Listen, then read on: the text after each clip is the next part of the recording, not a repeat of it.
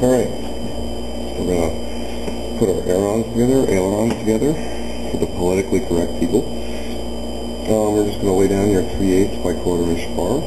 Pin that right down. You want it to be snug up to where your wing is going to be. You want it to be flush to the far right end, going towards the fuselage. And we're going to just frame the outside piece first. Then we're going to frame in the center section. And then we'll do the diagonals with the control horn support. So pin this down. Remember to use the stiffer wood that you have. If you have 3/8 by 1/4, if you feel one piece is stiffer than the other, use the stiffer ones because that's where your hinges are going to go. So it'll be nice and strong that way. So I'm going to go ahead and frame in the outside, frame in the middle piece. Just lay the pieces right down on the plan sheet, and make your mark and cut the pieces there. Alright, so now I got two of the spars pinned down. Remember, this is the 3/8 by 1/4. This is 1/4 by 1/4. I'm using 1/4 by 1/4 for everything, and then I'll cap strip the top to come up equal to the 3/8. You can do whatever way you'd like. But once you get these pinned down, remember you want to make everything snug. And you can leave a little excess on the outside and sand that down flush later. You kind of want to make sure this is going to fit the inside of the fuselage once you get it built. So now I just basically go ahead and just take a blade right next to it and mark it.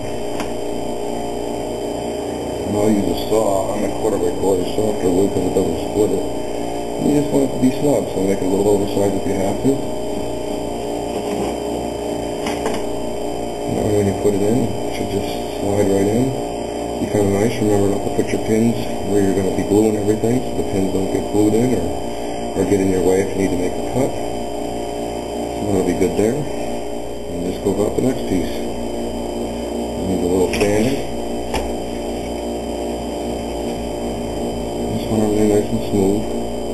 The smoother and flatter everything fits, the better it's going to come out. And that's pretty much it. That's how I'm going to go about doing this until we reach the end. And then we'll do the cross bracing. So I'll go ahead and put all these in. And then I'll pin them all if I need to. This one's nice and snug, so I don't even need to pin that. I'm just going to go ahead and continue on down the line. I'll do both sides this way. Make sure you got your wax paper down on the paper. And once I get everything all laid out, I'll go ahead and glue everything at that. As you can see, I got all my cross braces in. They're all nice and snug.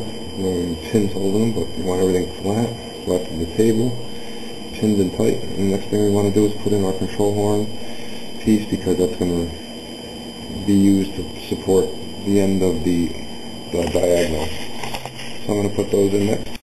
Okay, I got myself my control horn pieces. Nothing is glued yet. I did go ahead and frame in both of the ailerons. And you can see what's going on there. And I'm just going to do the cross sections from here to here. All the diagonals. Okay, I got all the cross bracing in now, all the diagonals. I got my control horn mounts. This is both ailerons. Everything is pinned down, everything is square. I'm going to go ahead and glue every joint now. So glue every joint and then clean up the excess with a little paper towel. Let it dry completely. Pull it from the board. Okay, now that your ailerons are done, you're pulling from the board. And make sure you keep your sides right, top and bottom, whatever. Get your center marker out or take a ruler and measure it across the aileron and get the center for the hinges. So that's what we're going to do next here.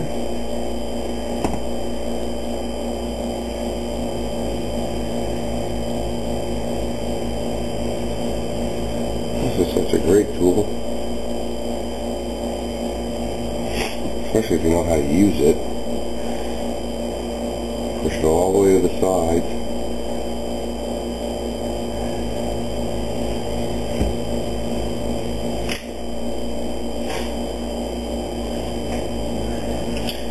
Then we're going to bevel this down, just the edge of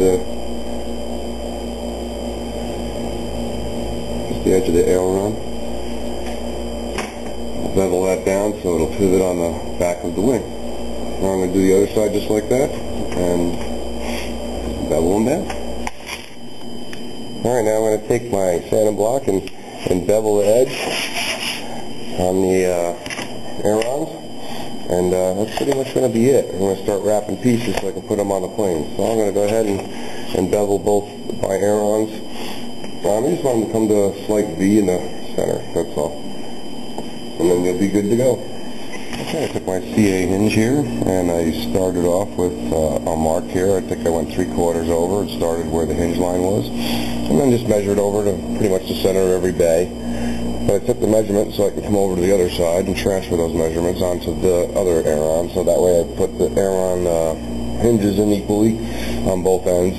So when I add the glue and I add the weight, it'll be added evenly. Now I'm going to transfer these marks onto the plan sheet, and I'll know that's where they are to find them later. And I'm going to not do anything with the wing until I get the wing on the fuselage, and then I'm going to put this up to there and see where I need to hinge it, because I might need to shave some sides down. You don't want your ailerons hitting the side of your hinge or hitting the side of your fuselage when you're trying to move them. So you got to make sure they're going to fit in between before you go gluing them in, or you'll be in big trouble. Alright, that's about it really. Bevel them down. We're going to mark off the hinge lines, mark the hinges here, and then we can transfer them over, and then we're just going to be able to put it all